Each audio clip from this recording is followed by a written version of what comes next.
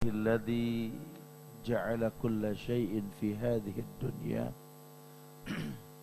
خيرا لنا لنعمل صالحا لتناول الجنة من باب حسن الخاتمة وإن الحمد لله نحمده ونستعينه ونستغفره ونعوذ بالله من شرور أنفسنا ومن سيئات أعمالنا من يهده الله فلا مضل له ومن يضلل فلا هادي له أشهد أن لا إله إلا الله وحده لا شريك له وأشهد أن محمدا عبده ورسوله يا أيها الذين آمنوا اتقوا الله حق تقاته ولا تموتن إلا وأنتم مسلمون يا أيها الناس اتقوا ربكم الذي خلقكم من نفس واحدة وخلق منها زوجها وبث منكما رجالا كثيرا ونساء واتقوا الله الذي تساءلون به والأرحام إن الله كان عليكم رقيبا يا أيها الذين آمنوا اتقوا الله وقولوا قولا سديدا يصلح لكم أعمالكم ويغفر لكم ذنوبكم ومن يطع الله ورسوله فقد فاز فوزا عظيما وأما بعد فإن أحسن الكلام كلام الله وخير الهدى هدى محمد صلى الله عليه وسلم وشر الأمور محدثاتها وكل محدثات بدعة وكل بدعة ضلالة وكل ضلالة في النار. Ma'asyiral muslimin wal muslimat, sidang majelis yang semoga Allah muliakan dunia dan akhirat. Pemirsa dimanapun berada yang semoga Allah selalu tambahkan ilmu, pengetahuan tentang agama. Kita diistiqomahkan oleh Allah di atas sunnah Rasulullah sallallahu alaihi wasallam, sehingga kita bisa merasakan manisnya iman. Salasun man kunna fihi wajada halawatal iman, kata Rasul. Ada 3 hal yang membuat orang merasakan manisnya iman. Yang pertama, ayakunallahu wa rasulahu ahabba ilaihi mimman siwahuma. Ketika orang merasakan bahwa Allah dan Rasulnya itu lebih utama ketimbang yang lainnya, baru hidup ini ibadah yang di atasnya itu kita rasakan manis.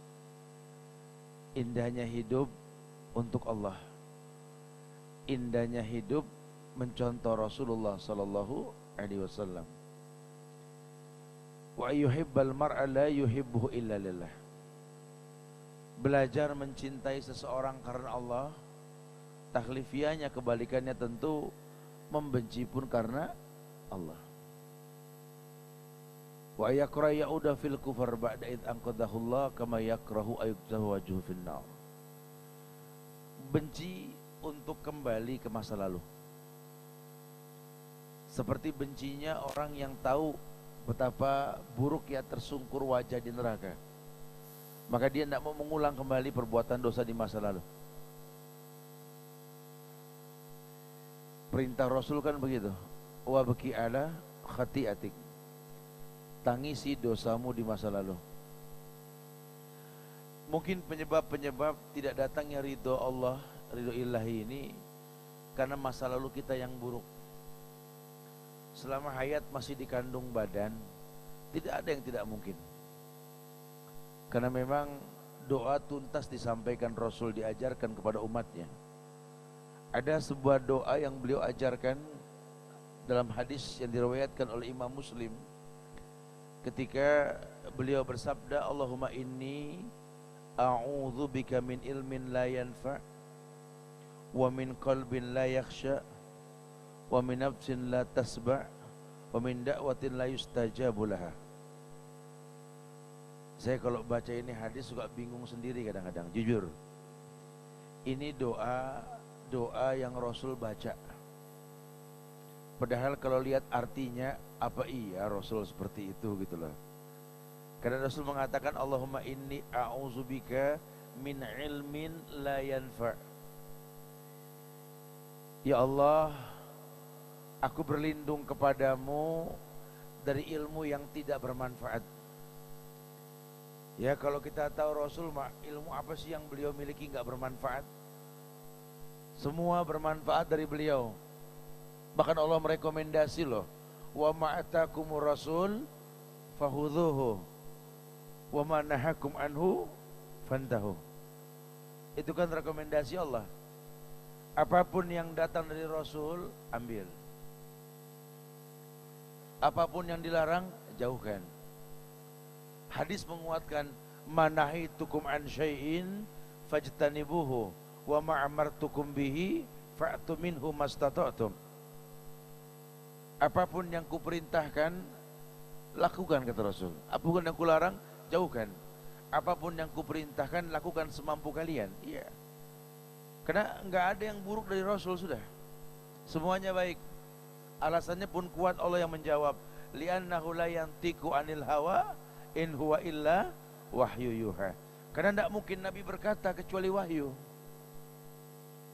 Maka kalau kita mendengar kabar dari beliau, seperti yang disampaikan kemarin-kemarin, kita kaitkan dengan yang kita bahas, bahwa ada konsekuensi yang ketiga. Tasdiquhu fima akhbar. Percaya dengan semua yang beliau kabarkan walaupun sifatnya gaib. Gaib yang dimaksud ma la ainun ra'at wala udhunun sami'at wala khatara ala kulli qalbin basar. Mata pasti belum bisa melihat lah. Telinga pun belum bisa mendengar, bahkan belum mendengar. Bahkan hati belum bisa menghayalkan itu gaib. Tapi kalau Rasul yang ngomong, sami'na wa ata'na. Ini menandakan kemuliaan Rasul. Cuma beliau berdoa, Allahumma inni a'udzubika min ilmin la yanfa' wa min qalbin la yakhsha. Aku berlindung kepadamu ya Allah dari hati yang tidak pernah khusyuk. Allah uji manusia, alam ya'ni lil ladzina amanu an takhsha'a qulubuhum li dzikrillah wa ma nazzala minal haqq. Allah ajak orang suruh melihat. Alam ya'ni lil ladzina amanu an takhsha'a qulubuhum li dzikrillah. Kalau mau lihat ujian, lihat orang beriman yang diuji.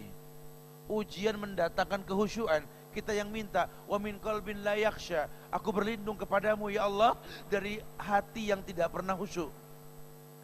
Ini doa minta diuji supaya khusyuk. Karena kita enggak pengen hati kita enggak khusyuk, betul?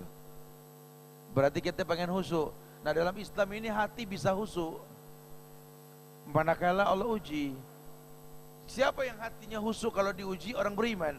Alam ya'ni lil ladzina amanu an takhsha'a qulubuhum li dzikrillah. Li dzikrillah. Illa dzikrullah wa mawala. Bentuk kemuliaan yang tidak ada hina di hadapan Allah, zikrullah. Sehingga orang jadi berpikir, orang baik diuji dengan yang tidak baik, jadi mikir dia. Makanya kalau ada orang baik diuji sama yang enggak baik, ini ujian. Seperti teman yang baik diuji sama teman yang enggak baik, itu ujian. Lelaki yang baik mendapatkan perempuan yang enggak baik, itu ujian. Karena memang dalam ayatnya sendiri dikatakan bahwa yang soleh dapat solehat. Begitu pula sebaliknya, yang baik dapat yang baik. Cuma ini baik dapat yang enggak baik, ujian. Orang tua yang soleh dapat anak yang enggak soleh, ujian. Membuat dia berpikir, li dzikrillah. Dia ingat Allah. La haula wala quwata illa billah. Hasbunallah wa ni'mal wakil, ni'mal maula wa ni'man nasir. Hasbiyallahu la ilaha illa huwa rabbul arsil azim.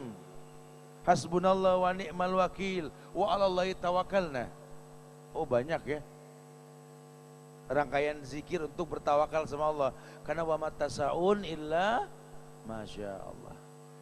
Kalian tidak memiliki kemampuan kecuali izin Allah. Ini kalau orang yang sering bermuhasabah diri, pahamlah. Sampai Nabi mengatakan wa min qalbin la yakhsha wa min da'watin la yustajabu laha, dari doa yang tidak memiliki jawaban. Wa min da'watin la yustajabu laha. Kita berlindung kepada Allah dari ini. Karena jujur doa hukum asalnya dijawab, yustajabu lil abdi, harusnya begitu. Malam yadu bi ismin aqati raim awil istijal. Hukum asal doa yustajab, dijawab.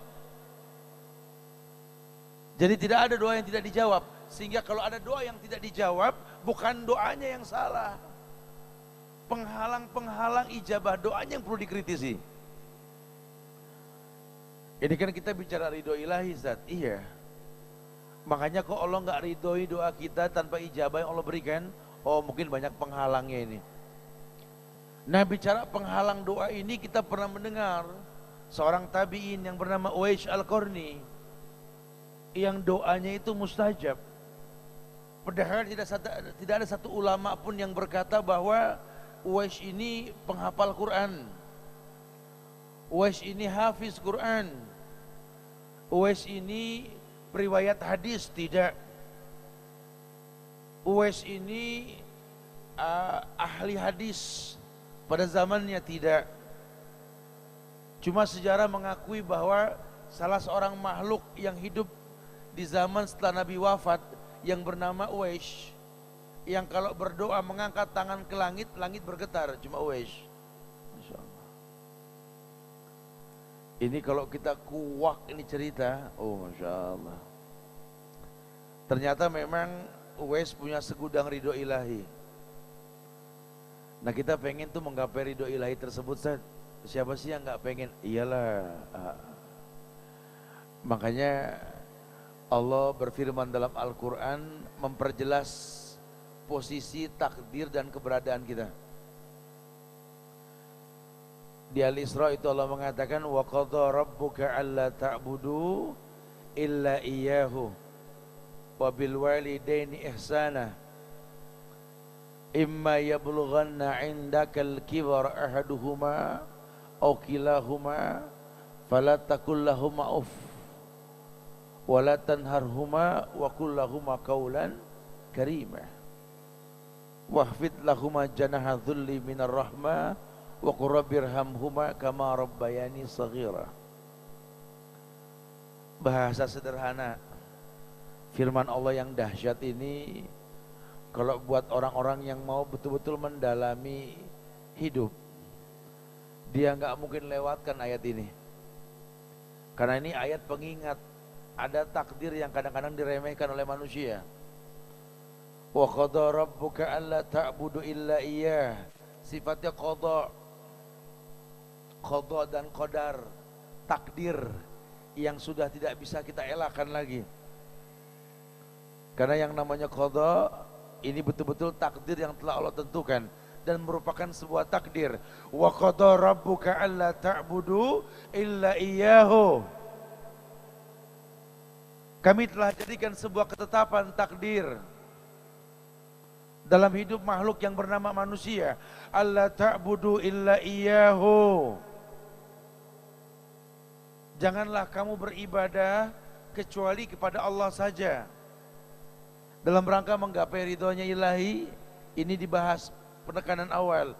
Jangan beribadah kecuali kepada Allah. Banyak manusia yang meremehkan hal ini. Mengaku bertuhankan Allah, bernabikan Muhammad sallallahu alaihi wasallam, cuma perbuatannya batil. Makanya ibadahnya cuma sekedar gugur kewajiban. Mengaku Abdullah tapi tidak kenal Allah. Tidak pernah membahas tentang rububiyah, tidak menghafal tentang asma wa sifat, tidak mengenal tentang uluhiyah. Cuma mengaku hamba Allah, padahal Allah ciptakan dirinya untuk beribadah. Wa ma khalaqtul jinna wal insa illa liya'budun. Tidaklah aku ciptakan jin dan manusia kecuali untuk beribadah. Tidak ada tujuan lain Allah ciptakan manusia kecuali untuk beribadah. Dan ibadah yang paling tinggi levelnya Allah ta'budu illa iyyahu. Janganlah kamu beribadah kecuali hanya kepada Allah. Ini level yang paling tinggi. Tauhid, at-tauhid. Liwahid Allah, pengesaan Allah. Baru kemudian wabil walidaini ihsana. Setelah kita bertauhid, maka kewajiban yang kedua, kita berbuat ihsan kepada kedua orang tua kita. Makanya aneh, wallahi aneh, kalau sampai ada orang yang belajar agama tapi sama orang tua nggak akur, demi Allah aneh. Nggak habis pikir saya. Alhamdulillah Ustaz, saya sudah belajar sunnah, ikut kajian ini hampir masuk setahun lah Ustaz. Oh Masya Allah. Saya mulai bulan November Ustaz, kan bentar lagi Januari, setahun. Oh Masya Allah. Itu pindah tahun lain lagi ya. Ya pokoknya alhamdulillah Ustaz, saya udah ngaji Ustaz. Selama saya belajar ini Ustaz, Masya Allah Ustaz, jiwa saya tenang Ustaz. Ketertarikan sama dunia tuh gak ada Ustaz. Cuma ya ujian ini loh Ustaz, subhanallah. Tapi ya alhamdulillah saya bisa jalanin Ustaz. Oh Masya Allah. Ujian anak tuh di orang tua Ustaz. Waktu anak berubah jadi ikhwan yang nyunnah ini Ustaz, Masya Allah orang tua anak Ustaz. Itu tiap ketemu anak pasang tampang gak suka, benci sekali dia. Tapi anak sih nyantai aja Ustaz. Oh Masya Allah. Anak diem aja Ustaz. Ini udah masuk berapa bulan anak gak tegur dia Ustaz. Oh Masya Allah. Ini orang berguru di mana nih? Ya. Belajar agama udah sekian lama nggak tegur orang tua, berguru di mana kita? Nah. Karena ayat mengatakan wabil walidaini ihsana. Bukan imanan, bukan islaman, tapi ihsanan. Level ibadah tertinggi loh. Anta'budallaha ka'annaka tarahu fa in lam takun tarahu walakinallahu yarak. Kau beribadah seakan-akan kau melihat Allah, kalaupun kau tak melihat Allah, kau yakin Allah melihat dirimu. Maksudnya, ya ibadah ini ada tidak ada orang yang lihat, atau lihat atau tidak kita pada orang yang kita ibadahi, yang kita hormati, ini tetap wajib kita lakukan. Karena kalau sama orang tua dia hidup dia meninggal, atau nggak bertatap wajah kita dengan dia, maka kewajiban yang utama adalah berbakti. Apalagi yang namanya orang laki, ya. Orang perempuan gak usah cemburu dah kalau orang laki dekat sama orang tuanya, karena emang hukumnya seperti itu. Ya. Gimana rumah tangganya bisa berlabuh di surganya Allah kalau seandainya dia tidak dapat ridho ilahi? Bagaimana? Ya gak mungkin lah. Bagaimana dia bisa mendapatkan kemuliaan yang Allah janjikan kalau orang tuanya enggak ridho? Padahal Nabi mengatakan ridallah fi ridal walidain wa sukhtullah fi sukhtil walidain. Ridhonya Allah ada pada ridho orang tua, murkanya pun sama. Murkanya pun sama. Gimana kamu pengen gapai kemuliaan dari Allah sementara orang tua pun tidak suka sama kamu? Aduh, ada yang salah ini. Ya gimana Ustaz? Enggak segampang yang diperkirakan. Lawang saya kan enggak melanggar sunnah, saya menegakkan hukum. Cuma orang tua saya memang orang yang enggak belajar Ustaz. Entah siapa yang membrainwash otaknya sampai dia benci sekali dengan yang namanya sunnah. Penampilan saya yang seperti ini membuat dia khawatir, jangan-jangan saya ini tergolong bagian dari teroris. Celananya cingkrang, kumis tipis, janggut panjang, istri pakai kerudung nyengser. Ini orang tua saya nggak demen banget Ustaz. Padahal saya nyunah. Ya harusnya dicari sababnya. Karena nggak mungkin ada asap tanpa api gitu loh. Nah. Soalnya hukum asalnya sunnah ini kan rahmatan lil alamin. Ah. Hukum asalnya sunnah ini atau hadis-hadis Rasul ini atau agama ini rahmatan lil alamin, sifatnya rahmat untuk alam ini. Jadi kalau sampai sunnah ditegakkan seakan-akan alam ini nggak menerima rahmat tersebut, ada yang salah. Nggak mungkin, tidak mungkin artinya nggak mungkin Allah menciptakan Islam ini nggak diterima, nggak mungkin. Tentu ada masalah. Entah mungkin orang tuamu dekat sama orang yang tidak benar karena memang anaknya jauh darinya, wallahu a'lam.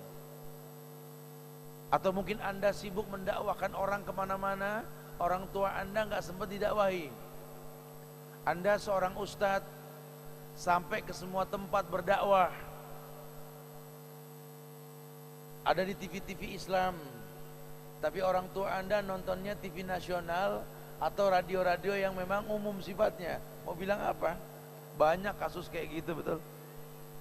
Anaknya nyuna nonton TV-TV sunnah, YouTube sunnah, radio sunnah. Orang tuanya asik nikmatin sinetron. Anak pegel Ustaz sama orang tua anak Ustaz, tiap hari nonton sinetron mulu Ustaz. Oh masa?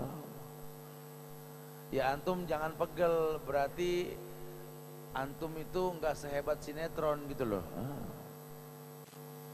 Karena orang tua anda tuh suka nonton sinetron, mendingan nonton sinetron ketimbang lihat muka anak Ustaz, begitu katanya. Berarti anda nggak bisa menggantikan sinetron kalau sudah begitu. Jangan salahkan dia, anda yang nggak mengerti. Ya, kadang-kadang kita suka pegel kayak begitu kan. Iya. Padahal kalau kita cari sababnya, Allahu Akbar. Iya, ini tampak kerusakan di muka bumi ulah tangan manusia. Jangan cuma berkeluh kesah. Ya orang tua juga sama, ke anak juga begitu. Ketika anak masih kecil-kecil, jangan gampang disalahkan. Kalau anak itu lembaran putih, tergantung yang mewarnai. Karakternya bisa berubah tergantung settingannya. Kalau orang tua dikit-dikit main pukul, main bentak, main pelotot, anak sampai gede ya biasa dibentak, biasa dipukul, biasa dipelotot. Enggak ada lembut-lembutnya, dia punya hati. Kalaupun memang dia lahir dalam keadaan kondisi hati yang lemah, cara-cara seperti itu membuat dia makin terpojok batinnya. Orang tua nggak paham juga, anak dibentuk dengan tingkah laku, menjadi sebuah tabi'ah. An-nasu madaniyun bit-tabi'i. Manusia itu punya tabiat tersendiri tergantung didikannya, seperti binatang. Kalau biasa dikasih di sini, terus-terusan ke sini gitu loh, tabiat tuh. Makanya orang tua yang baik dia berilmu, kalau sampai dia menikah, dia bakal punya anak, dia tahu anak ini titipan ilahi. Untuk dapat ridho ilahi, dia harus pahami anak ini tercipta untuk beribadah, maka sejak dalam kandungan pun dia sudah mendoakannya. Apalagi dia berilmu, ketika ruh mau ditiupkan, ini jabang bayi berusia 4 bulan, 40 hari yang ketiga. Yursalu alaihil malak, diutus malaikat. Wa yuktabu bi arba'i kalimat, bikat birizki wa ajali wa amalihi sakiyun aw sa'idun. Sebelum takdir yang 4 ditentukan, dia minta takdir yang baik. Umum sih yang dia minta, Rabbi habli minas solihin. Ya Allah berikanlah kepada kami anak yang soleh. Kita nggak diajarkan bicara bentuk sakal, tidak ada. Makanya kalau ada manusia, sebagian orang perempuan yang hamil, ketika hamil disarankan baca surat Yusuf, biar anaknya ganteng katanya. Saya pernah bilang sama orang yang yakin begini, kalau masalah rupa, ganteng, cakep, jelek, itu tergantung silangan. Kalau orang tuanya cakep, ya anaknya cakep insyaallah. Ya kalau orang tuanya pas-pasan, ya kurang lebih dah anak begitu ya. Kita mau bilang bagus juga takut nyindir, betul ya. Kita bilang jelek terlalu terbuka omongan kita, betul. Saya baca surat Yusuf dan biar anak saya ganteng, anak saya cakep, ya Bu, cari penyakit. Penyakit gimana Ustaz? Iya, Kalau ibu baca niatnya buat zikir di hati boleh-boleh aja. Quran itu hudan linnas kok bagus. Tapi kalau ayat tersebut merubah tampang, ini masalah bu. Lahir anak betul-betul cakep kayak Nabi Yusuf, orang geger dong, betul lah. Ini anak ngambil siapa nih, gitu ya. Perasaan bapaknya abu-abu, betul ya. Ibunya bulang, anak bening amat gitu. Dua kemungkinan, kalau nggak ketuker, nggak tahu milik siapa ini. Ya nggak kesono. Dia berilmu, dia tahu. Ini anak yang diminta cuma satu, Rabbi habli minas salihin. Maka penyebab kesolihan ini anak dia jaga, dia lindungi. Dengan cara menjaga hati suaminya. Mungkin memang sakit rasa perempuan lah yang tahu rasanya ngidam. Tapi sakit yang dia rasa enggak membuat pasangannya ini terzolimi gitu loh. Karena kan yang ada di masyarakat ini kalau sudah bicara ngidam, ini aji mumpung banget dah. Semua diminta, betul. Subhanallah. Musim duren nyari mangga, masya Allah. Kalau emang mau kan dari kemarin ya, sebelum datang duren, mangga dulu, betul. Ngeledek nih kan begitu. Tapi aku mau mangga mas. Ya Allah, nyari di mana neng, masya Allah. Ini musim duren, nggak ada musim mangga. Ya terserah, pokoknya cari kali di pojokan pohon ada pentil gagal satu, pentil gagal. Tinggal suami tiap hari ngeliat ke atas mulu, masya Allah.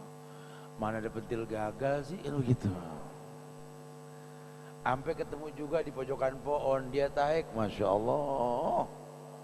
Diserang sama semut, betul. Turun nyerosot, badan pada baret. Sambil senyum, datang ke istri. Alhamdulillah mah, ada atu di pojokan. Kayaknya simpenan semut nih, gitu loh. Pas diambil dipegang, kenapa mangga ginian? Maunya yang pantatnya merah tuh gedong ginju. Allah yahfad nih orang betul-betul. Wah, ini anak kelewatan, lahir belum menyusahin, anak kurang ajar gitu. Ini si ayah udah bersumpah loh, anak kurang ajar, betul lah.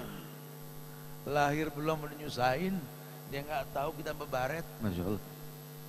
Subhanallah. Ulah siapa? Ulah istri, ulah ibunya. Jangan kita katakan cuma doa ibu yang mustajab, ini ayah pun orang tua. Doanya mustajab. Tuntutan yang di luar batas kemampuan, awal kehancuran rumah tangga. Akhirnya umpat serapah, yakni cacian makian. Ya kalau kamu nggak mau nurutin, ya anak ngiler loh. Ya biarin yang ngiler, anak kecil ngiler gitu lah. Takut amat anak kecil ngiler gitu. Kalau udah gede ngiler lain cerita, kecil ngiler biasa. Ini sudah mitos di masyarakat. Dia jaga lisan suaminya, dia jaga lisan manusia lainnya. Karena dia tahu dua orang yang terzolimi itu doa yang mustajab. Makanya ini penting sekali nikah sama yang berilmu di sini. Bukan sama yang manja. Enggak ada ulama lahir dari rahim perempuan yang manja, enggak ada.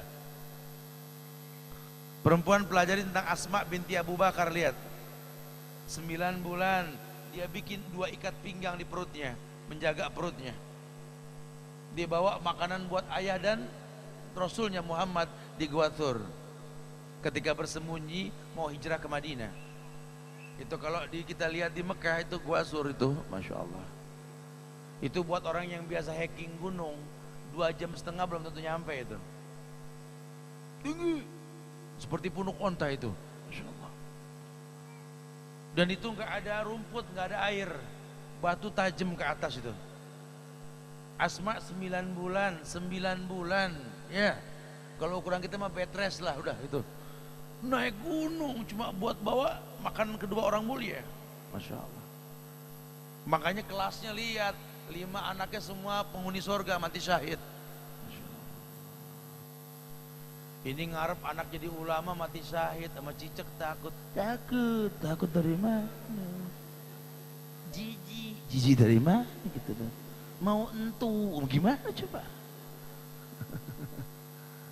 Ulama yang bagaimana yang bisa lahir dari rahim yang seperti ini? Coba pelajari. Mumpung ada kesempatan, ayo. Boleh perempuan boleh melihat lelaki yang layak meletakkan benihnya, boleh. Orang yang soleh boleh. Saya butuh lelaki yang tegas untuk mengkolaborasikan dengan diri saya, melahirkan orang-orang soleh, boleh. Perempuan cari pasangan yang greget, lihat laki-laki yang hebat, hafiz Quran, hadisnya bagus, prospektif dalam berpikir, tidak takut dengan yang buruk. Yakin yang hak dari Allah. Masya Allah. Pengen masuk surga punya anak yang soleh, milih yang berjambul. Masya Allah. Laki demennya pakai bedak, gimana sih gitu loh. Saya kalau baca hadis tentang Rasul itu sampai disisirin rambutnya sama Aisyah. Ya, atau pernah dengar tentang Rasul disisirin rambutnya ini ketika itikaf? Sebagian menerjemahkan saking nggak bolehnya keluar masjid katanya. Padahal kalau buang hajat boleh keluar masjid dong. Seberapa susahnya sambil buang hajat sambil nyisir, betul. Ya, itu memang hikmahnya banyak selain kemesraan, hubungan mereka yang baik. Ya.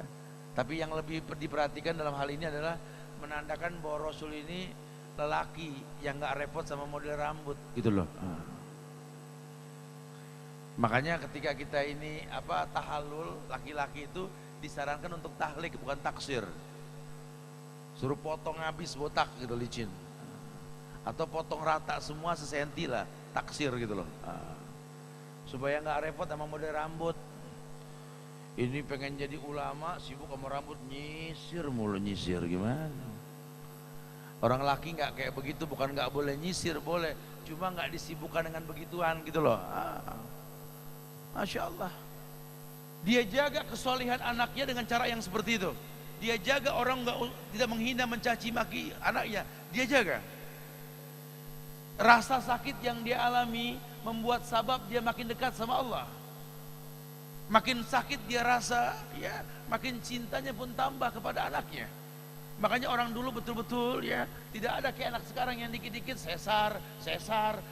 Coba lihat. Lahir sempurna semuanya. Dokter-dokter sekarang ini Masya Allah, nggak tahu program apa yang dia emban, semua sesar, jadi anaknya nggak banyak. Makanya lain, orang dulu betul-betul yang namanya anak itu sakit anak di depan mata, sembuh depan mata. Cintanya sejati demi Allah. Saya merasakan sekali dan saya nggak bisa berbakti seperti ini gitu loh. Kepada orang tua yang betul-betul merasakan sakit.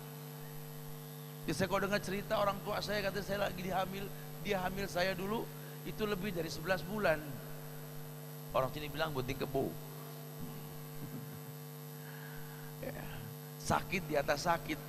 Sampai dinamain si Subhan, bukan Subhanallah, Sobahan. Namanya Muhammad bin Umar Abu Bakar bahwa jadi dipanggil Sobahan, si Sobah, orang yang bangun subuh maksudnya.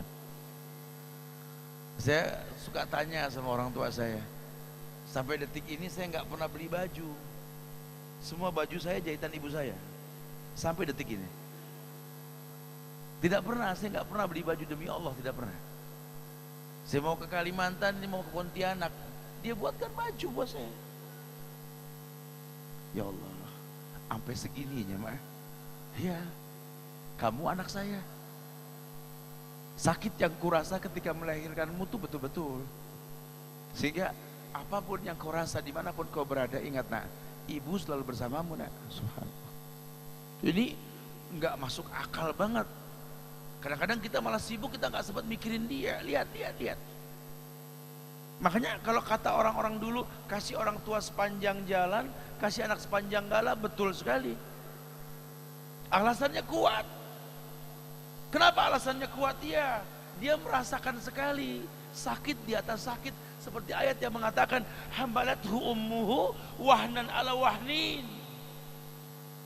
wa fisaluhu fi amain aniskurli wali walidayka ilayal masir, kata Allah. Kabarkan sama anakmu, kasih tahu ibumu membawa kamu di perut, hamil kamu, wahnan ala wahnin, sakit di atas sakit, wa fisaluhu fi amain, menyusuimu, menyapimu selama 2 tahun. Aniskurli, bersyukurlah kamu. Wali walidayka ilayal masir, bersyukurlah kepada kedua orang tuamu, maka kembali kamu kepada aku, kata Allah. Lihat susunan yang indah. Aniskurli, bersyukurlah kamu. Bersyukurlah kamu kepada aku, kata Allah. Karena kau lahir memiliki orang tua. Karena berapa banyak orang yang lahir tanpa orang tua? Coba mulai bersyukur, bermuhasabah diri. Sehingga ada orang yang berkata, Ustaz, ya kalau bahasanya begitu lumayan Ustaz, Masya Allah. Tapi kan kalau saya terlahir nggak seperti itu Ustaz. Saya ini anak yang seakan-akan nggak diharapkan lahir Ustaz. Entah di mana ayah saya, entah di mana ibu saya. Saya ditaruh di sebuah tempat, dititipkan sama orang. Saya besar di tempat di mana saya nggak pernah menangis panggil keduanya. Setelah saya jadi orang sekarang, mereka mau mengakui dirinya sebagai orang tua, susah saya percaya Ustaz. Masya Allah. Ya, saya kumpulkan anak kayak begini di Bogor, saya kumpulin ini. Anak yang besar nggak nangis panggil abi umi, ayah ibu enggak. Ya, apakah Allah tidak adil? Tidak. Karena la yukallifullahu nafsan illa wus'aha. Allah nggak mungkin uji manusia di luar batas kemampuannya. Allah uji pasti mampu, insya Allah. Pasti mampu. Allah uji manusia tidak di luar batas kemampuannya, pasti mampu. Jelaskan sama mereka bahwa fungsi manusia khairun nas anfa'uhum linnas. Sebaik-baik manusia itu yang paling bermanfaat buat manusia lainnya. Kalau mungkin saya merasakan fungsi orang tua kepada saya tidak akan pernah bisa mengalahkan fungsi dia dalam hidupnya kepada saya. Tapi Anda mungkin yang dikecewakan sama orang tua Anda demi Allah. Kadang Allah ciptakan orang tua bermanfaat buat anaknya, kadang Allah ciptakan anak bermanfaat buat orang tuanya. Ini kita nggak paham, ini masih hanya Allah. Sehingga kita nggak memberikan syarat. Kalau Allah meletakkan berbakti merupakan agama yang kedua setelah kita bertauhid, demi Allah, tolong jangan pernah nomor 3 kan ini. Wa qada rabbuka alla ta'budu illa iyyahu wa bil walidaini ihsana. Takdir. Allah telah takdirkan manusia tidak beribadah kecuali kepada Allah. Dan kepada kedua orang tua betul-betul dia berbakti, berbuat baik, berbuat ihsan. Ada tidak ada orang tua? Kamu bisa bermaksiat, nak. Tidak ada yang melihat kamu, nak. Ya, tapi Allah melihat diriku. Datang seorang pemuda ke Rasulullah Sallallahu Alaihi Wasallam, ya Rasulullah, izinkan aku berzina, ya Rasulullah. Kebayang gak tuh anak muda datang ke Rasul izin mau berzina? Masya Allah. Sahabat rame ngeliat anak muda, berani amat nih orang. Zina izin, Masya Allah. Nabi tanya, Solaita ya akhi, udah sholat belum? Lama? Belum. Sali. Sholat. Pantesan aja pengen yang enggak belum sholat. Sholat jadi anak muda. Habis sholat datang lagi ke Rasul. Udah sholat Rasul, bagus dah. Izin dong berzina. Oh Masya Allah. Nafsuin ya orangnya betul-betul. Kalau zaman sekarang merame urusannya itu. Tapi bahasa Rasul dengan bahasa hati, beliau mengatakan, Bagaimana kalau kakek nenekmu berzina? Ya malu dong sebagai cucu. Bagaimana menurutmu kalau ayah ibumu berzina? Malu dong sebagai anak. Lihat. Rasul ajarkan hatinya hidup. Bahwa kamu hidup bawa nama. Ada bin, ada silsilah, ada nasab. Jangan kau rusak nasabmu, jangan. Jangan. Jangan kau rusak nasabmu, jangan. Masya Allah. Agar kau tahu bahwa nasab itu penting diperhitungkan dalam agama. Orang pun dilihat nasabnya itu penting. Walaupun pada akhirnya inna akramakum indallahi atqakum, yang paling mulia, yang paling bertakwa, pada akhirnya seperti itu. Cuma nasab itu penting sekali. Bahkan diletakkan pada yang kedua. Setelah kita bicara harta, nasab, kecantikan, baru bicara agama. Ini gak main-main. Sampai sahabat berebut menikahkan anak-anak kepada sahabat-sahabatnya sendiri karena bicara nasab, bicara silsilah. Ini pernikahan bakal mengembang dengan jumlah anak yang banyak. Tazawadul wadudul walud fa ini mukatsirum bikumul umam yaumal qiyamah. Dalam rangka memperbanyak umat, nasab penting sekali. Iya, lihat. Maka dia dijaga kesolehannya ini. Doanya Robbi habli minas solihin tidak main-main. Lahir dia, dibesarkan dia dengan cara yang soleh. Lahir dengan cara yang soleh. Tidak ada ritual-ritual bid'ah ketika dia hamil. Karena dia tahu bahwa bid'ah ini penistaan ke Rasulullah Sallallahu Alaihi Wasallam. Siapa yang berkata? Imam Malik. Man ibtada'a fil Islam bid'atan yaroha hasanah faqad za'ama anna Muhammadan khana risalah. Barang siapa membuat sesuatu yang baru dan dia anggap baik, maka dia telah menganggap Nabi Muhammad mengkhianati kerasulannya. Penistaan bukan? Penistaan.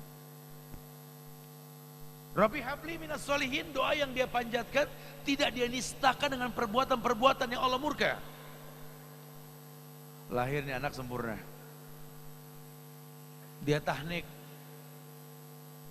Diberikan sesuatu yang manis berbentuk madu atau mungkin kurma yang dilembutkan. Hari ketujuh disembelihkan hewan dan diberikan nama, dicukur rambutnya, ditimbang berapa gram, disedekahkan emas. Lihat, dibesarkan ini anak dengan cinta, tidak dimakan kecuali yang halal, karena dia tahu kullu lahmin nabata min suhtin annaru hakubi. Setiap daging yang tumbuh dari barang yang haram, neraka lebih berhak. Tumbuh ini anak dewasa. Matanya terjaga, telinganya terjaga, hatinya terjaga. Betul-betul ibu menjadi madrasah untuknya. Sehingga dia tumbuh dewasa, tahu kasih sayang yang sejati. Maka anak ini mulutnya basah selalu berkata, Rabbighfirli wali walidayya warhamhuma kama rabbayani shaghira. Mulutnya basah berkata, Rabbighfirli wali walidayya warhamhuma kama rabbayani shaghira. Ini hak anak kepada orang tuanya yang orang lain gak berhak untuk ini. Dia rasakan rububiyah dalam hidupnya. Kama rabbayani, ya Allah, ampunkan diriku, ampunkan kedua orang tuaku, kasihi mereka, sayangi mereka seperti mereka memberikan kasih sayangnya kepada aku, ya Allah. Dia rasakan. Orang tuanya pandai menceritakan tentang penderitaannya. Hamalathu ummuhu wahnan ala wahnin. Kabarkan sama anakmu bahwa ibunya mengandung dia sakit di atas sakit. Kabarkan. Ini anak besar disuapin sama orang tuanya.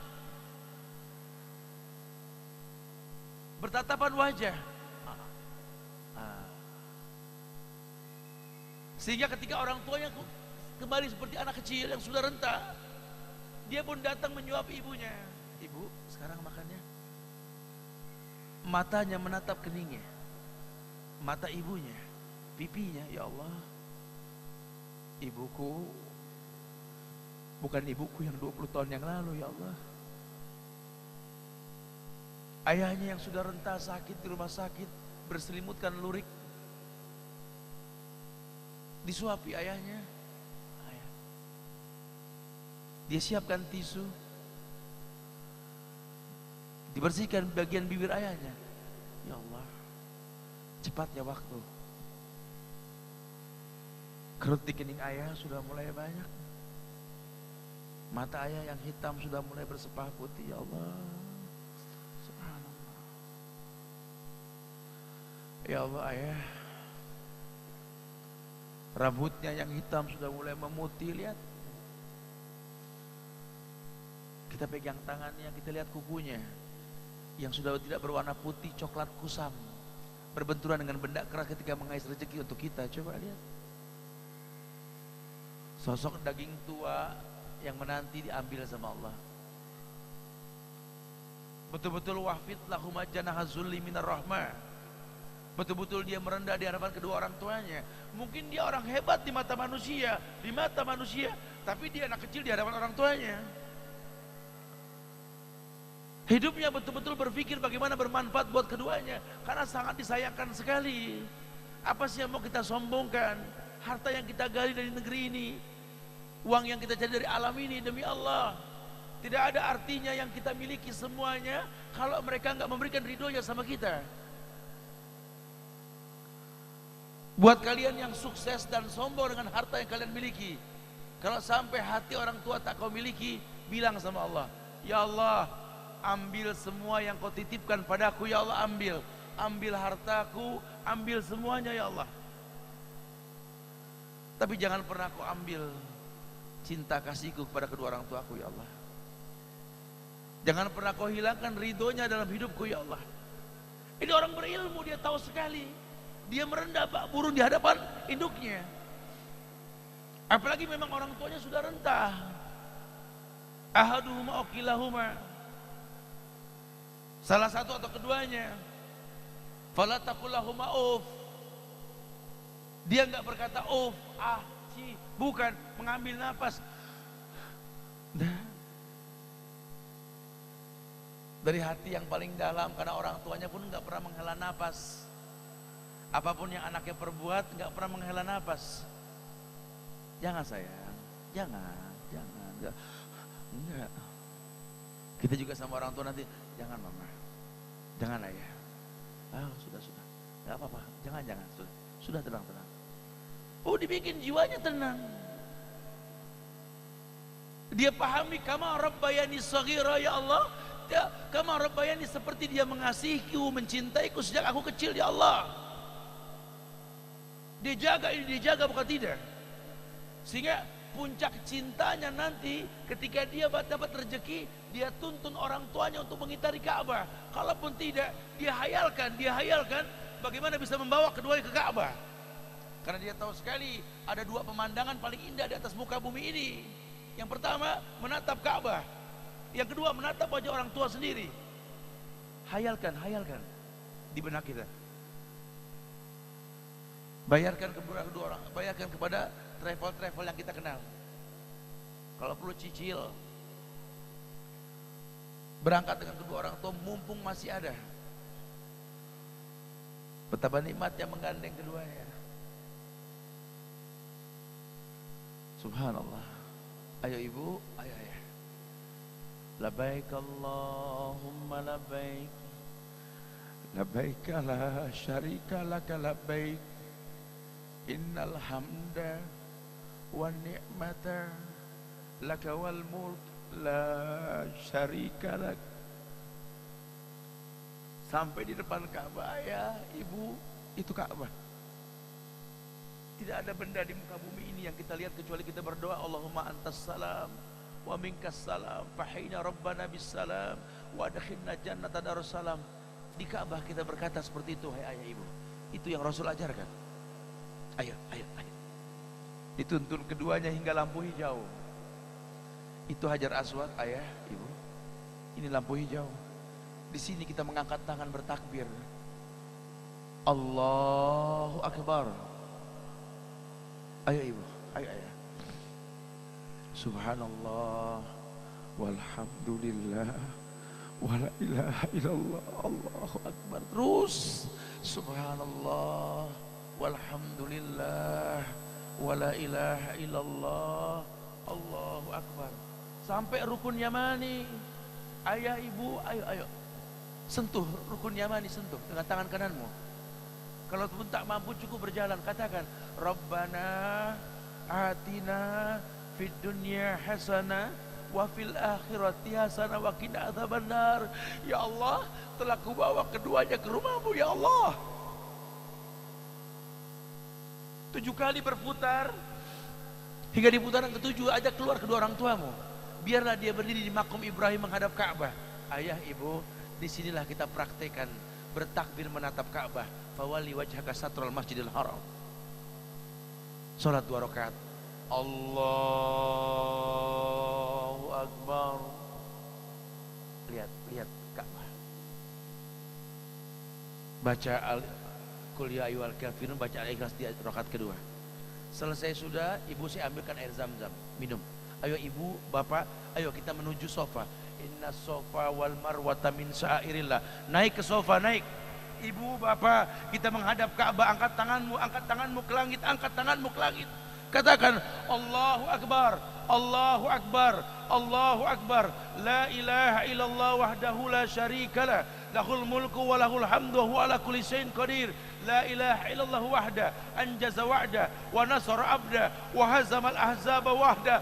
Ayah ibu, angkat tanganmu yang tinggi ke langit, doakan anakmu, doakan agar bisa menaklukkan dunia ini, agar bisa mempertontonkan jihad yang paling indah dengan harta. Doakan anakmu, wahai ayah, wahai ibu, doakan. Subhanallah. Ini teknik yang Islam tawarkan, cara mendatangkan ridho Allah, sehingga betul-betul kita pertontonkan sebuah kebaikan. Mulianya Allah ciptakan diri ini untuk itu. Wa ma khalaqtul jinna wal insa illa liya'budun. Kalau sudah seperti ini, demi Allah, ridha Allah akan datang dalam hidup kita. Ini yang membuat Uwais mulia. Bukan penghafal Quran, bukan penghafal hadis. Tapi kalau Uwais sudah mengangkat tangan ke langit, langit bergetar. Seluruh malaikat berebut membawa ijabah doanya Uwais. Maka terbesitkan dalam benak seorang anak bagaimana dia berbuat kufur kepada kedua orang tuanya. Coba kebayang tidak? Bahkan ada yang mengatakan bahwa saya sudah bayar semuanya yang orang tua saya berikan sama saya. Innalillah. Seorang pemuda yang menggendong orang tuanya, yang dia berkata, aku gendong ibuku dari negeri Yaman menuju Makkah. Berjumpa dengan Abdullah bin Umar, sahabat Rasul. Dia tawaf sebanyak 2 kali, belum selesai ketemu sama sahabat. Dia berkata, wahai sahabat Rasul, wahai Abdullah bin Umar, telah aku gendong ibuku dari negeri Yaman menuju Makkah. Aku tawaf 2 kali sudah, menggendong dia selamanya. Sudahkah aku balas jasanya? Marah sahabat. Jaga lisanmu. Satu hentakan napas pun ketika melahirkanmu belum terbayar. Masya Allah. Ya, dunia bikin kita terkecoh. Gara-gara dunia, mata tua menanti kedatangan kita. Gara-gara dunia, badan ini sudah lama nggak dibalur dengan doa. Gara-gara pasangan hidup kita, kita lupa tangan orang tua kita sudah kita nggak gandeng sudah lama. Kita punya orang tua yang makin lama makin kayak anak kecil. Ya, kita gandeng tangan istri kita. Assalamualaikum Umi, waalaikumsalam. Kami jalan dulu ya, gandeng tangan istri kita. Kita pikir ibu kita senang melihat kita akur jalan berdua gandeng tangan. Ya Allah, dia lihat tangannya yang keriput. Ya Allah, sudah berapa lama tangan ini nggak digandeng sama anak saya. Dulu waktu tangannya masih mungil, aku pegang. Kalau kelepas dia nangis. Sekarang tanganku yang keriput gak bisa menangkap tangannya. Masya Allah, tangan anak orang yang dia bawa, cemburu. Digandeng pasangannya. Orang tua ngeliat dari belakang bukan seneng. Dia ngaca, dia lihat pundak yang sudah lancip ini, terbungkus kain. Ya Allah, sudah berapa lama pundak ini tidak dirangkul olehnya. Masya Allah. ridho Allah ada di ridho orang tua. Hati orang tua seperti kristal, hati-hati pecah. Jaga hatinya. Allah jaga hati kita insya Allah. Gapai ridhonya, Allah berikan ridhonya pada kita. Banyakkan stok ridho Allah dalam hidup kita dengan ridho orang tua kita. Allah muliakan kita insya Allah. Wallahu a'lam. Jazahul khairan pada Al-Ustaz Subhan Wazir hafizahullah taala. Ikhwat sekalian dan akhwat, insyaallah sebentar lagi kita akan masuki sesi tanya jawab. Dan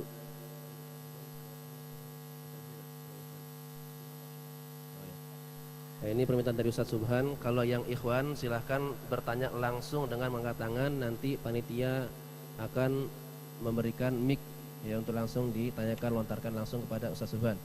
Adapun yang akhwat silahkan dikirim via SMS ke nomor 0821 5030 7787.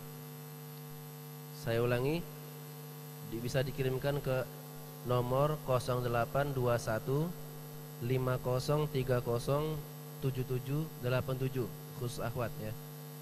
Sambil menunggu SMS yang masuk, ya ada beberapa hal yang ingin kita sampaikan di sini. Yang pertama, bahwasanya acara ini diselenggarakan oleh Sedekah Dakwah dan didukung oleh Yayasan Mujahidin dan juga Panji TV, radio kita ya, dan juga M2 TV, Mujahidin Madani TV, dan bisa juga disaksikan live di YouTube ya. Dan juga didukung oleh Komunitas Pengusaha Muslim Indonesia KPMI Korwil Kalbar, kemudian Dezaki Graphic Design ya, dan Panitia Daurah Kalbar.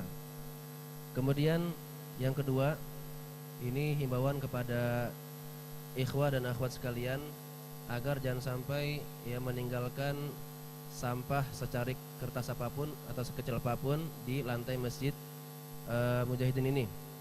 Kalau misalnya menemukan ya, maka tolong ringankan tangan untuk memungutnya dan dibuang ke tempat sampah agar kita menjaga kebersihan dan kerapian masjid Mujahidin ini.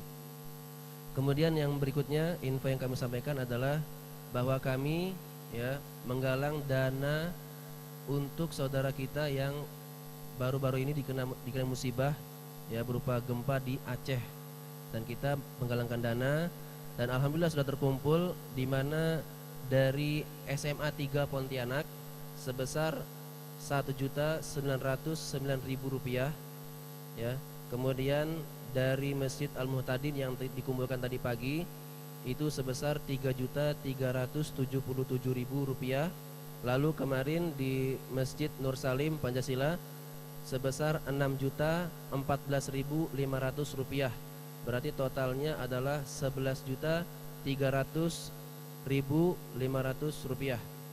Ya, itulah donasi yang telah kita kumpulkan, dan juga kita harap kepada ikhwah untuk mengedarkan kotak yang sudah ada untuk kembali kita menggalangkan dana ini kepada saudara kita agar mereka setidaknya menjadi ringan beban mereka ya dengan bantuan dari kita selaku saudara muslim juga. Nah, baiklah, kepada yang ingin bertanya silahkan untuk angkat tangan. Ya. Mic-nya panitia. Oh, langsung aja lah ya.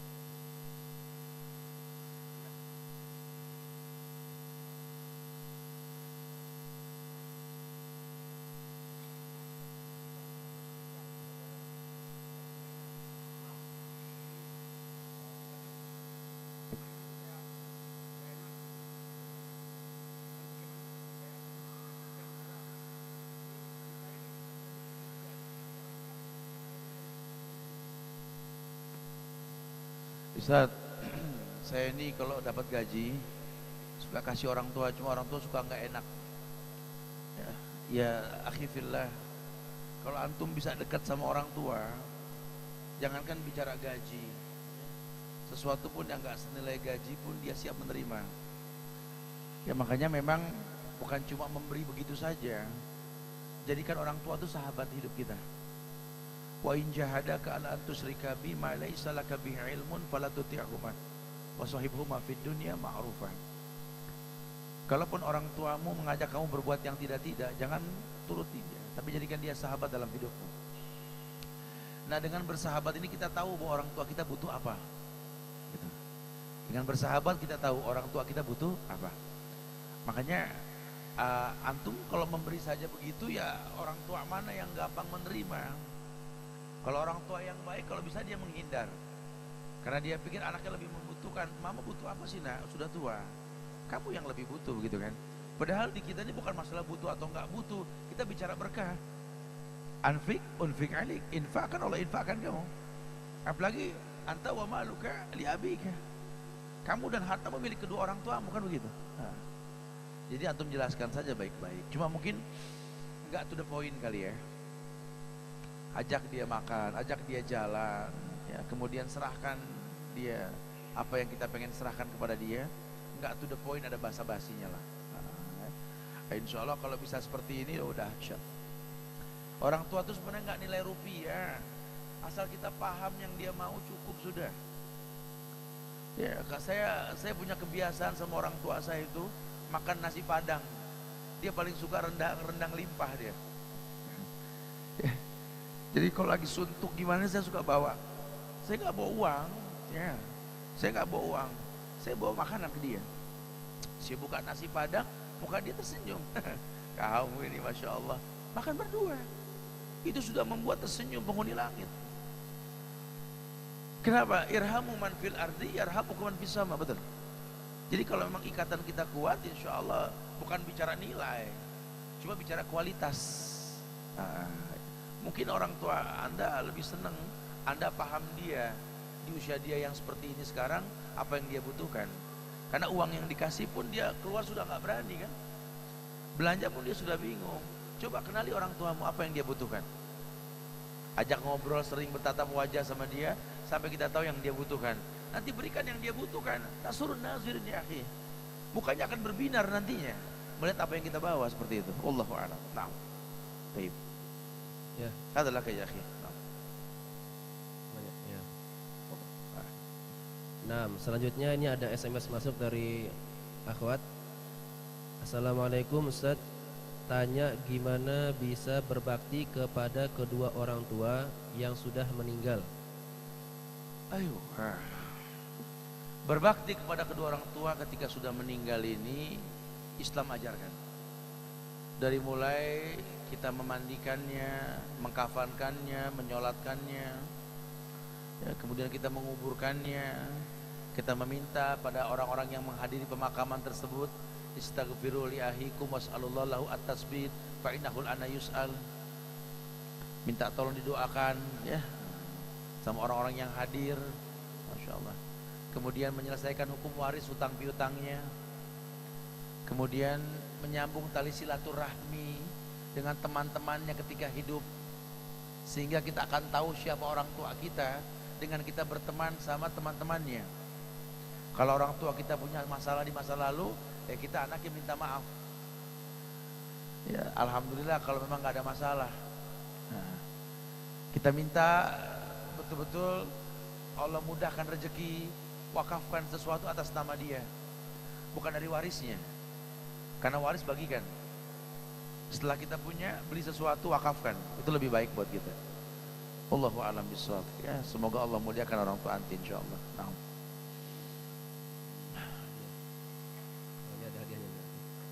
Nah, jazakallahu khairan Ustaz atas jawabannya. Kemudian mungkin yang ikhwan dari sebelah sini.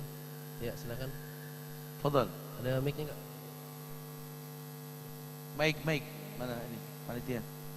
Panitia mic-nya mana? Fadhal, antum bisa maju. Fadhal. Nah. Mungkin maju Ustaz. Kasih mic ini.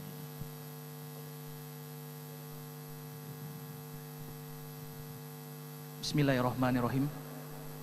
Yang mau saya tanyakan Ustadz, bagaimana kita memaksimalkan berbakti kepada orang tua sementara jarak kita jauh Ustadz, jarang bertemu.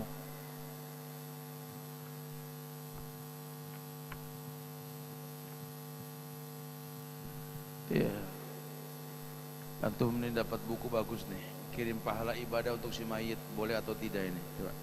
Karena jarak jauh ini ya. Iya. Bukan berarti orang tua antum sudah enggak. Maksud saya ini ada jarak jauh kita beribadah.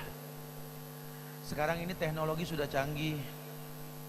Kita sama orang yang kita cinta di atas dunia yang kita suka ini, kita nggak hitung-hitungan beli alat canggih, betul? Nah, sama orang tua kita nggak hitung-hitungan juga harusnya. Kalau sama pasangan kita belikan handphone yang mahal, kenapa orang tua kita nggak kita belikan handphone yang mahal? Yang kalau kita interaktif video call nanti jelas wajahnya gitu kan. Masya Allah, menatap wajah orang tua yang jelas itu. Assalamualaikum Umi, sehat? Oh Masya Allah. Ya indah sekali. Sudah saya katakan tidak ada pemandangan paling indah di atas bumi kecuali dua hal, Ka'bah dan wajah orang tua kita. Nah, kalau bisa telinga ini yang pertama kali didengar, ini suara orang tua kalau perlu, supaya berkah. Kalau antum bisa bikin dia seperti itu, ridho sama antum, tidak ada yang sulit di muka bumi ini. Taklukkan dunia. Nah, buatlah wakaf yang besar untuk dirinya. Seperti Raja Abdullah itu, dia bikin wakaf Zam-Zam, jam towernya dengan hotel Zam-Zamnya itu, Masya Allah. Entah berapa ribu kamar itu, yang dia tidak ambil sedikit pun keuntungannya, kecuali dia sedekahkan untuk ibunya yang sudah wafat, Masya Allah. Sehingga salah satu penyebab dibayarnya pekerja-pekerja Masjidil Haram ya dari penghasilan Zam-Zam itu. Lihat baktinya ya, banyak orang-orang soleh, banyak yang seperti itu demi Allah. Nah, kita mulai belajar biografi mereka supaya kita tahu bahwa ternyata iya ya, nggak ada yang sulit di atas muka bumi ini kalau ridho Allah sudah kita dapatkan dengan ridho orang tua kita. Wallahu a'lam. Barakallahu fiik. Naam. Nah, jazakallahu khairan atas jawabannya, Ustaz. Kemudian pertanyaan dari akhwat. Assalamualaikum, saya mau tanya, tadi saat saya akan pergi ke sini, ibu saya melarang karena di rumah tidak ada teman. Tapi bukan di rumah tidak ada orang, di rumah ada saudara-saudara saya. Hanya saja ibu saya selalu ingin saya ada di dekatnya karena ibu saya sedang sakit. Dikarenakan ini waktunya tidak lama, jadi saya pergi saja sambil saya jelaskan ini tidak lama. Berdosakah saya, Ustadz? Ya, saya sarankan untuk kembali ke orang tua sekarang ya. Karena kita bisa streaming kok ya. Bahkan saya izinkan yang merekam untuk memberikan langsung kepada orang ini gitu loh. Karena dunia sudah canggih ya, sambil jelaskan sama orang tua kita. Atau kalau sudah terlanjur kita kemari, nanti minta maaf sama dia ya. Jangan ragu untuk minta maaf sama orang tua. Katakan, karena kebodohanku aku tinggalkan kamu, karena aku pikir ada penuntutan ilmu yang tidak bisa aku tinggalkan wahai ibu. Nah, tapi jangan diulang lagi ya, karena dia dalam keadaan sakit. Kebayang gak kita dulu kecil ketika kita sakit, orang tua tidak kelihatan di mata kita, kita nangis. Padahal orang tua ada di balik dinding, cuma pengennya kelihatan. Orang tua kita pun sama, kalau lagi sakit seperti anak kecil. Dia gak pengen kelepas dari anaknya. Sepenting apa sih dunia wahai anak? Masih ada solusi streaming, masih bisa minta rekamannya. Khawatirnya kalau nggak ada umur nanti kita menyesal. Air mata ini nggak menghentikan nggak mau mengembalikan nyawanya ya, jadi kalau memang memungkinkan untuk bisa menuruti apa yang dia inginkan, turuti lebih utama karena masih ada solusi. Kecuali kalau nggak ada solusi, kita bicara darurat nanti ya. Insya Allah Allah muliakan kedua orang tua anti, insya Allah ya. Ajak orang tua anti baca zikir pagi petang biar tenang jiwanya nanti, insya Allah ya. Nah, berikutnya yang ikhwan, silakan sebelah sini. Fadal. Ya, Fadal.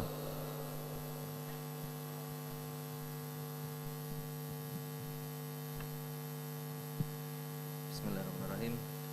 Assalamualaikum warahmatullahi wabarakatuh. Mengenai sifat, apakah dari orang tua ke anak itu pastinya ada sifat yang buruk diturunkan, tapi lepas daripada itu cara pengobatannya gimana? Misalkan untuk dendam atau yang lain. Iya. Wallahu a'lam bishawab. Kaca nggak ngebuang lanjaran ini memang betul ya. Kalau sifat fisik ini memang gimana keturunan. Makanya ada kriteria untuk memilih pasangan kan. Tapi bukan berarti lantas kalau orang tua berbuat dosa maksiat kita juga jadi pelaku maksiat, tidak. Karena Allah pertontonkan, bahkan anak seorang pembuat patung pun jadi nabi gitu loh. Ya. Anak orang kafir pun jadi nabi gitu loh. Artinya manusia bisa berubah. Makanya memang kalau memang sifat buruk orang tua kita terkesan datang ke dalam kehidupan kita atau mirip kehidupan kita dengan dia, ya tugas kita untuk menghindari takdir yang buruk. Ini yang Umar contohkan, nafirru min qadarillah ila qadarillah. Lari dari takdir Allah yang buruk menuju takdir Allah yang baik, gitu loh. Ya mungkin saja. Cuma bukan berarti kita qanaah, enjoy. Ya sebenarnya sih saya nggak pengen begini, Ustaz. Ini kan suara saya bagus karena memang orang tua saya dulu penyanyi. Makanya saya juga harus nyanyi. Ya nggak begitu bahasanya. Atau bisa alokasikan menjadi imam yang bagus suaranya kan. Nggak harus menyerupai. Ini orang tua saya dulu jago nyopet, tangannya cepet gitu ya. Dari keluarga kayak nurunin saya, gampang banget kalau ngambil nggak ketahuan gitu. Ya, ini kita harus berilmu. La yasrik syarik inda syarik wa huwa mu'min, kata Rasul. Ini menghilangkan iman kalau orang suka mencuri kan. Kita bisa hilangkanlah sifat seperti itu. Makanya memang dikatakan la yarudul qada ila du'a. Tidak ada yang bisa merubah takdir kecuali doa. Masya Allah ya. Wallahu a'lam. Insyaallah manfaat buat antum. Nah. Jazakallahu khairan atas jawabannya. Kemudian nih dari akhwat. Assalamualaikum Ustadz, bolehkah seorang suami tidak memberikan nafkah biologisnya kepada istrinya sudah hampir 1 tahun? 1 tahun ya. Setiap si istri bertanya alasannya selalu tidak jelas, sehingga membuat si istri kurang dalam melayani makan dan minum suaminya. Mohon nasihatnya Ustadz untuk suami istri ini harusnya bagaimana? Syukran Ustadz, jazakallahu khairan. Ini butuh ketegasan dalam hal ini. Kembalikan ke niat awal Anda menikah. Kalau bakal pernikahan menimbulkan keburukan dan kezoliman, perceraian menjadi solusi. Karena kalau pakai bahasa kasih pelajaran, ini sudah kelamaan. Setahun Anda mau tanggung dia berbuat maksiat, ambil keputusan. Kalau Anda sudah nggak suka, ceraikan dia, kembalikan ke orang tuanya baik-baik. Nikah dengan cara yang baik, bercerai dengan cara yang baik. Jangan digantung. Ini banyak orang kadang-kadang Masya Allah, mungkin emosi, kita nggak tahu juga. Saya kadang-kadang kalau menyikapi soal-soal kayak gini nggak berani sepihak. Karena nggak mungkin ada asap kalau nggak ada api gitu loh. Ya, mana kita tahu mungkin si suaminya nggak nyaman, istrinya tidak wangi, tidak dandan, kita nggak tahu kan masalah mereka. Ya wajar lah, sehingga dia mau melepas takut dosa, nggak ngelepas memang nggak betah, serba salah. Makanya orang yang mau menikah dewasa, rumah tangga ini harus berujung sorga. Kalau rumah tangga ini membuka pintu neraka, ambil keputusan. Nggak hina orang yang bercerai, itu syariat dalam Islam. Habis kalau di keluarga kami kalau bercerai itu hina, itu di keluarga situ, di Islam enggak, gitu loh. Nggak ada masalah. Bahkan Rasul perintahkan Zaid bin Haris untuk menceraikan Zainab binti Jahsy. Artinya boleh. Tapi kalau bisa menjaga kerukunan rumah tangga itu afdal gitu loh, itu lebih baik. Ya, jadi jangan kesian. Justru kan salah satu solusi untuk tidak bermaksiat ya dengan menikah. Sekarang pernikahan nggak bisa mencegah maksiat, buat apa? Nggak ada manfaatnya sama sekali. Takutlah kepada Allah. Ittaqillah ya akhi. Semoga Allah muliakan antum insyaallah ya, Masya Allah. Ini harus baca zikir pagi petang nih orang nih ya, Masya Allah. Fadal.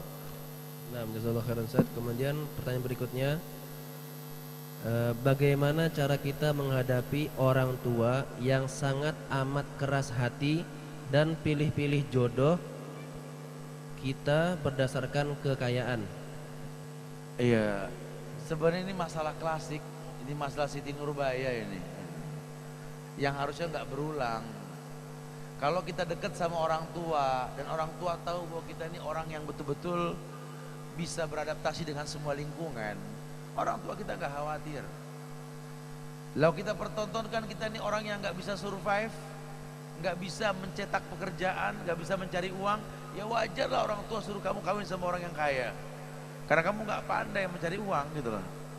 Jadi akhirnya kita sendiri yang membentuk pola pikir orang tua seperti itu. Tapi kalau kita pertontonkan menjadi seorang muslim sejati, orang tua kita tahu bahwa kita ini berlian untuknya, mutiara untuknya. Mutiara tetap mutiara walaupun dalam cangkang yang berlumpur. Berlian tetap berlian, inti batu yang dahsyat nilainya. Sehingga dia akan muliakan kita. Dia tidak rasa khawatir sama sekali. Taklukkan dunia nak.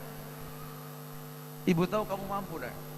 Menikahlah nak dengan siapapun yang kau inginkan. Ibu yakin kau mewarnai hidupnya. Oh Masya Allah. Tapi kalau orang tuanya tahu memang kita ini lemot gitu ya, serba lambat, nggak pandai, ya standar lah orang tua suruh kita nikah sama yang kaya. Kita yang salah. Salahnya orang tua tuh benernya anak. Udah kita yang salah selamanya kalau sudah begitu. Wallahu a'lam bishawab. Nah, Jazakallahu khairan Ustaz atas jawabannya. Kemudian dari ikhwan mungkin yang sebelah sini, ya silakan. Naam, fadal. Waalaikumsalam warahmatullah.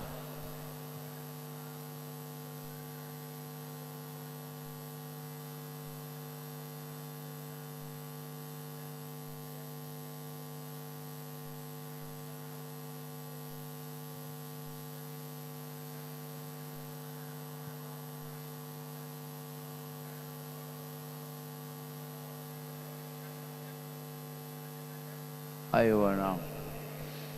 Ya, salam. Ya. Ya, Masya Allah. Ya, antum bisa baca di buku ini ada nanti insya Allah.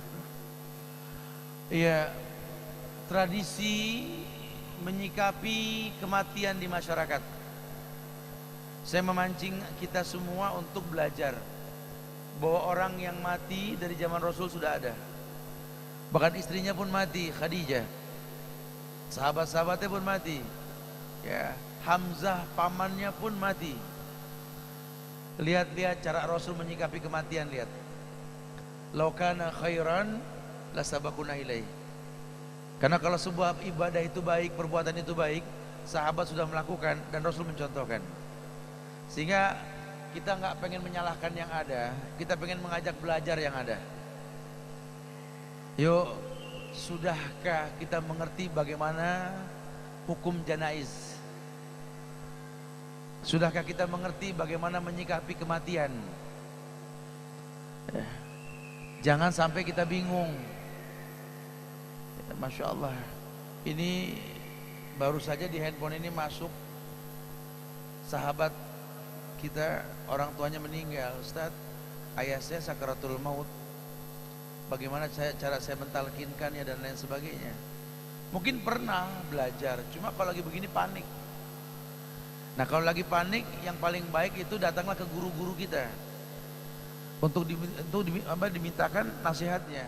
Karena kadang-kadang kalau lagi ada kematian ini panik, kita lagi melo, banyak orang kasih masukan, akhirnya enggak. Kematiannya ini pengurusannya bercampur dengan kemaksiatan dan bid'ah, ini kan bahaya sekali. Ya. Karena dalam Islam ini hak mayit itu cuma 4. Yang pertama dimandikan, dikafankan, disolatkan, dikuburkan, sudah. Takziah 3 hari, kesananya basahkan mulut dengan doa. Anak laki banyak ziarah, anak perempuan banyak mendoakan. Bas. Ini cara yang Islam tawarkan. Adapun ritual-ritual yang dikatakan ibadah, kita nggak menyalahkan, tapi tanya mana contohnya. Ya, karena hukum asal ibadah haram sampai datang contoh seperti itu. Wallahu a'lam. Nah. Jazakallahu khairan atas jawaban Ustaz. Kemudian ini SMS dari akhwat.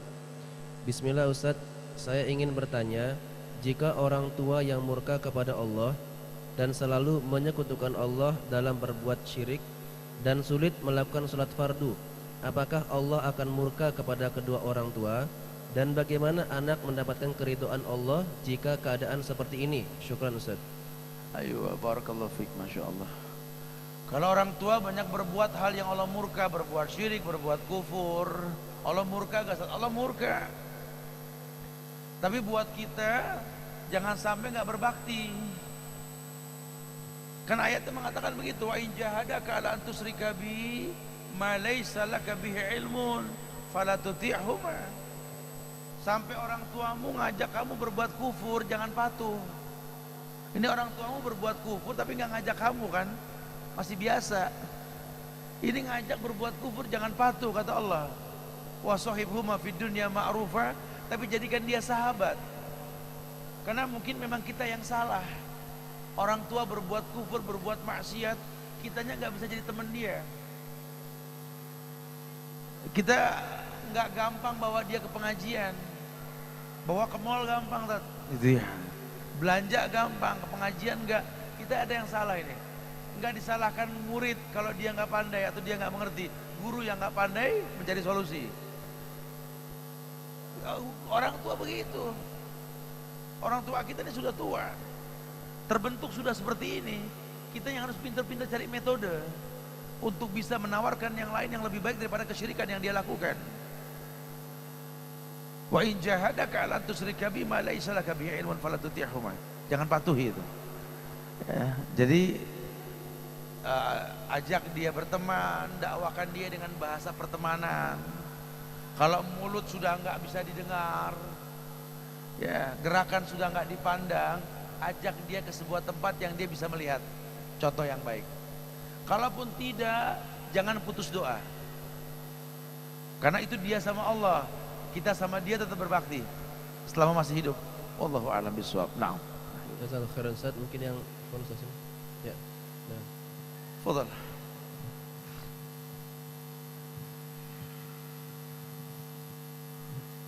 Bismillah, Assalamualaikum Ustaz. Bagaimana cara menasihati orang tua yang sering berbuat maksiat? Menasihati orang tua yang sering berbuat maksiat. Mertua. Orang tua Ustaz. Orang tua sudah sama tadi ya. Jadi akhi fillah, ke orang tua ini kita perlu ikat dengan ikatan persahabatan. Dia berbuat maksiat tentu ada sebab. Cari sebabnya. Jangan repot, hilangkan asap, matikan apinya. Mungkin kita kurang perhatian, atau dia berteman sama orang yang nggak jelas, karena kita nggak berteman sama dia, gitu ya. Insya Allah kalau antum ngerti metode ini, dia berubah nanti insya Allah ya. Wallahu alam. Ini buat dia insya Allah. Jazakallahu khairan Ustaz. Kemudian ini dari akhwat. Assalamualaikum Ustaz. Kakek saya dulu meninggalkan ayah saya sewaktu kecil. Kakek saya dulu meninggalkan ayah saya sewaktu kecil, tidak menafkahi dan tidak peduli. Sekarang setelah tua, kakek saya kembali ke ayah saya, tinggal di rumah, tapi sikapnya tidak berubah. Bagaimana sebaiknya ayah saya dan saya bersikap? Jazakallahu khairan. Tetap berbakti. Tetap berbakti. Cuma kalau sampai keberadaan dia itu merusak ibadah kita kepada Allah, berpikirlah untuk menempatkan dia di sebuah tempat atau menafkahi dia tanpa bergabung dengan rumah kita. Ya. Tetap kita bantu, kita supply ya, apa yang dia butuhkan, karena memang menafkahi orang tua itu wajib. Ya, buat anak itu wajib. Bahkan kamu dan hartamu milik orang tuamu kan. Cuma mungkin keberadaan dia jangan serumah. Carikan rumah yang layak buat dia tinggal, yang gak jauh dari kita, sehingga kita bisa tengoki dia, bisa kita nafkahi dia. Karena kadang-kadang kalau gabung nanti masalahnya lain. Akhirnya nanti bakti kita seperti teruji. Orang tua ini Masya Allah, jaga hatinya lah ya. Wallahu a'lam bishawab. Naam. Khalas. Ada lagi yang tanya, silakan antum. Naam. Fadhal. Teriak harus ini. Mungkin agak maju sedikit.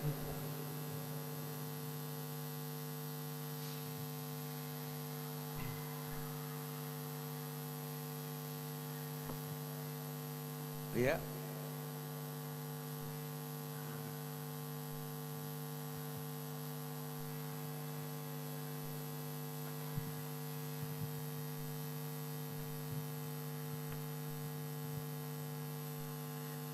Assalamualaikum Ustaz, terima kasih atas kesempatannya. Saya ingin bertanya, misalnya kita sebagai anak Ustaz, ketika kita berbuat baik, apakah orang tua juga akan panen pahala kebaikan dari kita? Ataupun sebaliknya, ketika kita berbuat maksiat, orang tua pun akan memanen pahala dari kita Ustaz. Terima kasih.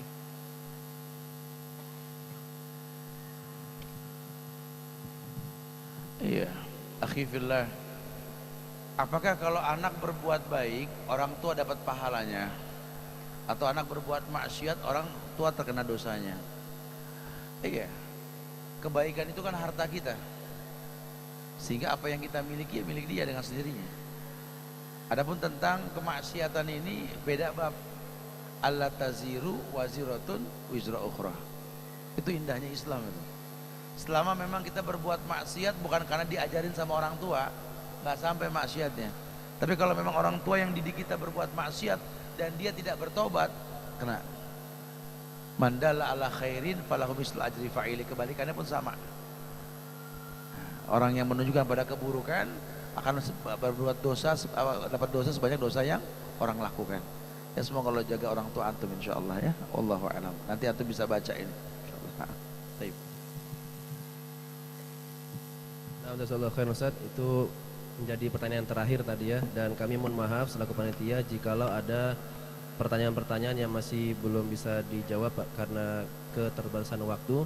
Dan sekali lagi kami dari panitia ya mengucapkan terima kasih yang sebesar-besarnya kepada penyelenggara acara ini, yaitu Sedekah Dakwah dan juga jajaran panitia Daurah Kalbar dan yang sebagainya yang mendukung acara ini, berikut seperti Mujahidin yang telah memfasilitasi untuk diadakannya acara kajian ini, dan juga acara ini didukung oleh Panji TV, Radio Kita, Mujahidin Madani TV, kemudian juga KPMI Dezaki Graphic Design dan KPMI Korwil Kalbar.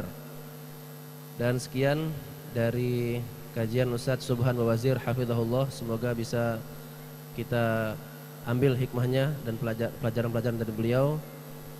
Kita akhiri sampai sini dengan baca doa kafaratul majlis. Subhanakallahumma wa bihamdika asyhadu an la ilaha illa anta astaghfiruka wa atubu ilaik. Assalamualaikum warahmatullahi wabarakatuh.